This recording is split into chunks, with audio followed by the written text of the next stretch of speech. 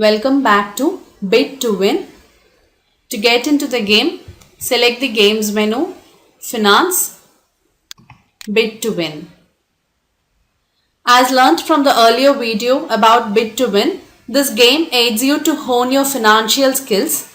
Here, as a senior management executive, you would have to take critical decisions on choosing the right project to bid and venture into, manage to choose the right source of financing for the project in order to increase the shareholders' value. Click on play now. Let us choose the hard mode of the game. In this mode, you play as a large-sized firm that begins with a cash balance of about 100 crores, wherein the medium and easy mode you play as a mid-sized and small-sized firm respectively. The core objective of this game is to create better shareholders' value and net worth. Let us have a look at the screens for better understanding. The first part of the project list screen briefs about the cash position. Though the cash balance shows 100 crores, we will be able to bid only a maximum of 95 crores since the current liability because of dividend payable on outstanding shares is 5 crores. The second part of the screen shows the list of projects that are available for bidding.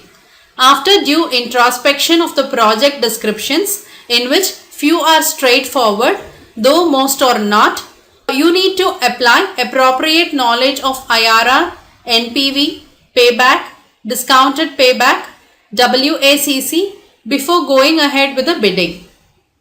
With a long list of projects, you need to choose the right project set of projects by ticking them and then key in the bid amount and number of lots that you plan to bid. As stated earlier, there are two types of projects which are single lot and multi-lot. We repeat again that for each lot of a project, there is a specified minimum bid requirement, and to be able to bid for projects, you have to bid an amount greater than equal to minimum bid. For each project, you have to enter the number of lots you desire to bid, but there is a cap on number of lots for multi-lot projects. We once again like to highlight few things that are core to the decision-making process. In a single lot project, the firm who bid the maximum amount will be allotted the project and subsequent cash flows. But in a multi-lot project, multiple firms will be allotted the project and subsequent cash flows will be on proportionate basis. The allotment procedure followed for multi-lot project will be book building. If a multi-lot project attracts insufficient response, then it will be allotted to bidders at the minimum investment levels. The allotted projects will be expensed every period, that is, it will not be capitalized. But the cash inflows will continue as per the project description. Though these might sound repetitive, it is very vital. As we have learnt that we cannot bid for project beyond the available cash balance. If we choose to bid for more than the current available cash balance, then we need to raise funds. Here comes the Manage Finance screen handy for your rescue. The firms are allowed to issue shares to raise cash or take loan. Either issue of shares or taking loan comes at a cost, and we need to critically evaluate the cost of capital before making the choice, an amount planned to be raised from each or either sources. In every round, you can issue equity or take debt at the same time or one after the other. For every new round, a firm can issue 100% more shares as outstanding after end of the previous round.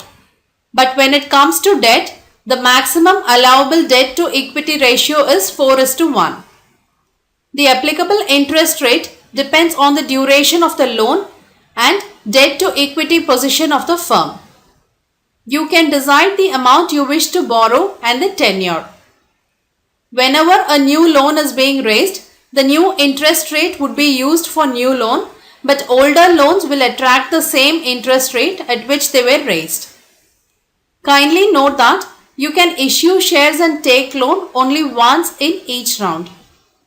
A loan will attract interest on yearly basis and will have to be repaid in full at the end of its duration. As stated earlier, the core objective in this game is to maximize shareholder value, that is improving the share price. The share price movement is dictated by three factors, which are debt equity ratio, sales growth and earnings per share. Let us see how to play this wonderful game but in the next video. Thank you.